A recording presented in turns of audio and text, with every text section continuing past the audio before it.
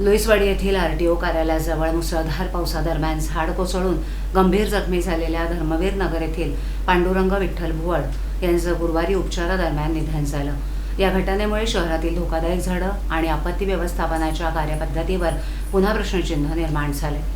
रविवारी दुपारी 12:30 वाजण्याच्या सुमारास झाड कोसळून भुवड यांच्या डोक्याला गंभीर दुखापत झाली होती। त्यांच्यावर प्रथम जिओ हॉस्पिटलमध्ये उपचार सुरू करण्यात आले, तसंच ज्युपिटर हॉस्पिटलच्या तज्ज्ञ डॉक्टरांनीही शस्त्रक्रिया केली।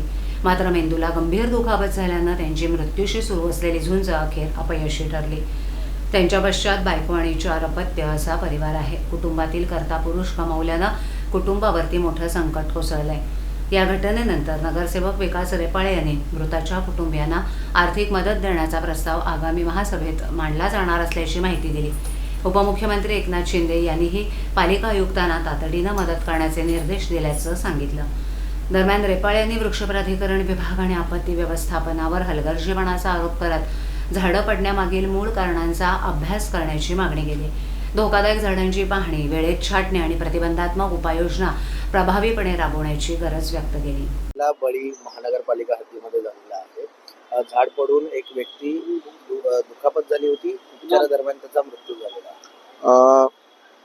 झालेली घटना पण आमच्या प्रभागात होती आणि जी दुर्घटनाग्रस्त झालेली व्यक्ती आहे ती देखील राहणारी आमच्याच प्रभागातील आहे।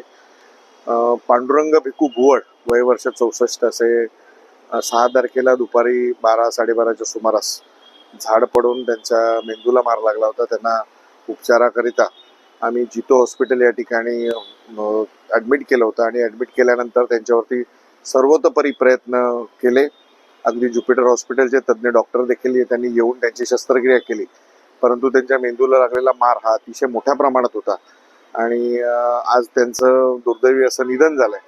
या दुःखद प्रसंगाच्या अनुषंगाने मी माननीय उपमुख्यमंत्री मी असेल, नम्रता भोसले मॅडम असेल, आम्ही सगळे सहकारी नगरसेवकांनी माननीय एकनाथ शिंदे साहेबांशी याबाबत चर्चा केली। शिंदे साहेबांनी तातडीने माननीय आयुक्तांना सदर कुटुंबाला योग्य ती मदत करण्याचे आदेश दिलेले आहेत। मी माननीय आयुक्तांना मी असेल, नम्रता भोसले मॅडम असेल, आम्ही आत्ता भेटून, तसेच माननीय महापौर यांना देखील आम्ही भेटून या घटनेची माहिती दिली आणि त्याच्या अनुषंगाने त्या कुटुंबाला मदत करण्याच्या अनुषंगाने येत्या महासभेत तसा प्रस्ताव आणण्याच्या सूचना माननीय महापौरांनी प्रशासनाला दिल्यात। माननीय आयुक्तांनी देखील याबाबत अतिशय संवेदनशीलरित्या मदत करण्याचं जाहीर केलेलं आहे।